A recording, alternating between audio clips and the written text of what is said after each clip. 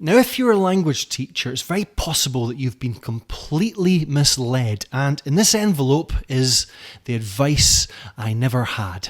In this video, I want to make you aware of something that might have been holding you back from your professional development. If you're new to language teaching, this is something you have to know as soon as possible. If you've been teaching language for a number of years, it's possible that this is something that may have been preventing you from being the best teacher you could be.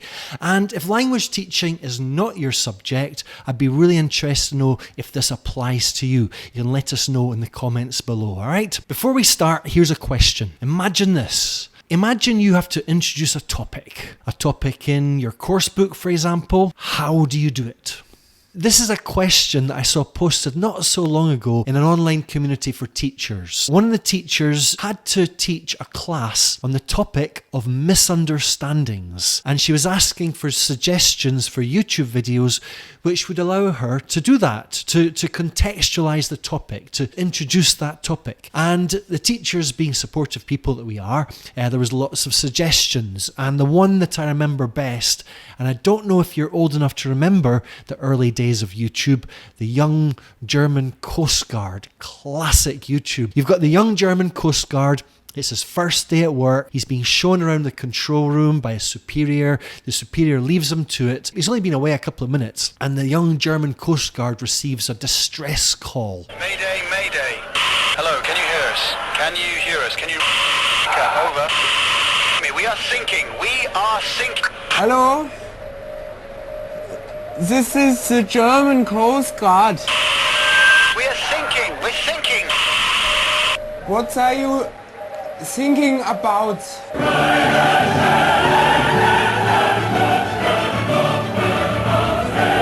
Absolutely classic. And in my mind, if you want to use a video to introduce the topic of misunderstandings, I don't think you could find one better than that. That is gold. But later, I got speaking to that teacher and I asked her a question. I said, just out of interest, you were looking for a video to introduce the topic.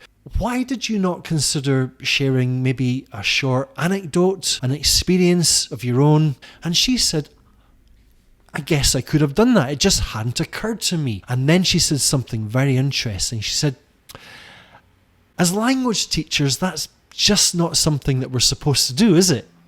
Share stories. Now, let's just think about this for one moment. Here we've got a situation in which a teacher, an experienced teacher, is willing to introduce a topic with a video, but she's not willing to use herself, her experiences, or her stories to do the job, which seems just a little bit uncommunicative in my mind. And this in itself is a big problem, and it's symptomatic. It's a symptom of a much bigger problem, and this is one that I'm very familiar with myself. For me, it goes back to 2001 when I taught English for the very first time, and I should say taught, kind of. This was during a Cert TESOL course here in Barcelona, and I've got something quite personal to show you here. This is the folder for the course, which among other things contains all the feedback notes that I got from my tutor in response to those very first classes, those teaching practice sessions. The very first teaching practice session I did, I attempted to set up a game, and the feedback I got was okay. I think she was being very kind there. The second teaching practice session I ever gave was a grammar activity, trying to teach grammar, and apparently reading between the lines here, it was an utter disaster. The third session was a speaking activity, and this is the interesting part. I'd like to read you an excerpt from the feedback that I got here, and I should say that the tutor I had was excellent. I learned so much from her. But in response to that session I gave, that speaking activity, this is what she said. Well done, Jamie. This was a well-planned lesson. Your subject matter encouraged lots of STT, which is student talking time. Your discussion was excellent. TTT, which is teacher talking time, was low. The students really enjoyed themselves and most of them contributed. Then we've got maybe a little negative part coming at the end. Aim not to turn the class into a Jamie show. Although it is funny, remember that it's the students who need to practice speaking. I remember actually what she is referring to when she talks about the Jamie show, because towards the end of the session I ran out of time, or rather ran out of things to do. There was a bit of time left, and so I decided to tell a joke. And I think that's what she's referring to when she says the Jamie show. For me, this was quite a clear message. The idea that teacher talking time should be kept down, student talking time should go up. And this was nothing less than an epiphany, you know?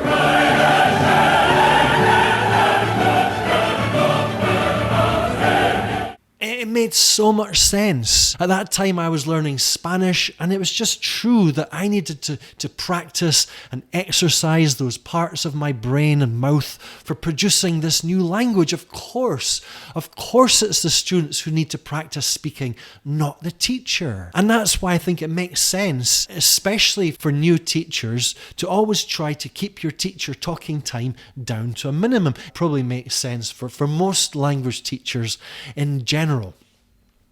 However, and this is where the problem's at, and to me this is one of the biggest problems in our language teaching profession, because somewhere along the lines, this idea of always keep your teacher talking time down to minimum stopped becoming a guiding principle and started to give rise to a kind of unhealthy sound that reverberates through our profession. And it sounds like this: teacher talk is bad. Teacher talk is possibly even evil and must be avoided at all costs.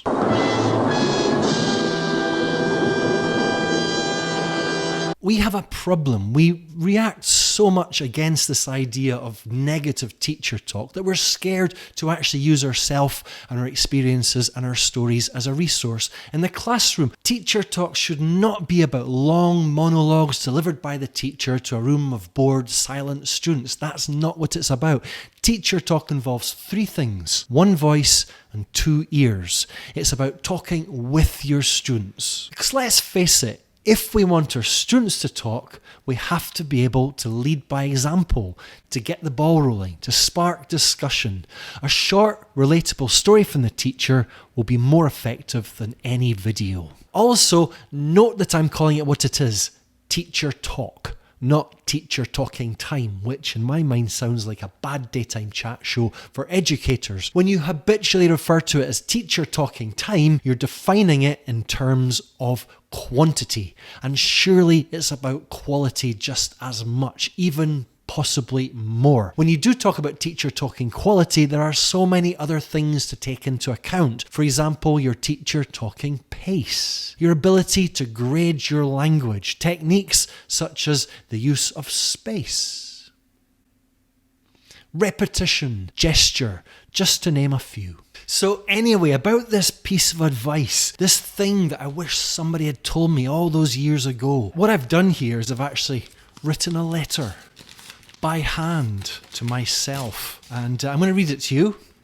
It goes like this: Dear past Jamie, you haven't met me, but I've met you. A bit creepy, no? My name is 2024 Jamie. You'll meet me in a couple of decades. First of all, please forgive me for my terrible handwriting. Yours was so neat and tidy. I'm really sorry for letting it go. It really is. My handwriting is awful. I mean, look at that. Unforgivable. Anyway, I know that you've recently finished your Cert TESOL course and that you're currently enjoying your new life as an English teacher in Barcelona. I also know that, like all good teachers, you're trying to keep your teacher talking time down to a minimum. I still remember that time when you attempted to give a class using only mime. You twat. It's true, there's this time I tried to give a class, an English class, without speaking, just by going... I thought that was the right thing to do. Here's the thing, 2001 Jamie, and this is why I'm writing this letter. Despite what you have been led to believe, there is absolutely nothing inherently bad about teacher talk. Teacher talk is unavoidable, expected, and essential. You need it for setting up tasks, giving instructions, explanations and definitions, making conversation with students, asking questions, responding to answers, teaching. In other words, to teach is to talk. I like that bit. And now, Jamie, 2001 Jamie, I have some bad news. Teaching is incredibly difficult. I think, teachers, English teachers, when they start, they're kind of led to believe it's easy. That's part of the problem. It takes years to become an effective classroom communicator, years of constant and continual practice and reflection. And importantly, one of the ways to become a better teacher is to work with your teacher talk rather than feel bad about it. What I'm saying here is that teacher talk is something that should be developed and not stigmatized. It took me years to realise that, and that's why I'm writing this letter. Let me put it this way, 2001 Jamie. It takes years to become a master sculptor. But when students at art school produce bad sculptures, as they invariably do, their teachers never tell them to keep their sculpture making time down to a minimum. I'd had a couple of glasses of wine when I wrote this. So, go forward, 2001 Jamie, and teach, and enjoy it. And I'll see you in 23 years. Love from 2024 Jamie. P.S. Please don't misunderstand me. I am not saying that you should be filling the classroom with teacher talk. The teacher's voice is a powerful force. And as Spider-Man's uncle once said, with great power comes great responsibility. So use your voice sparingly.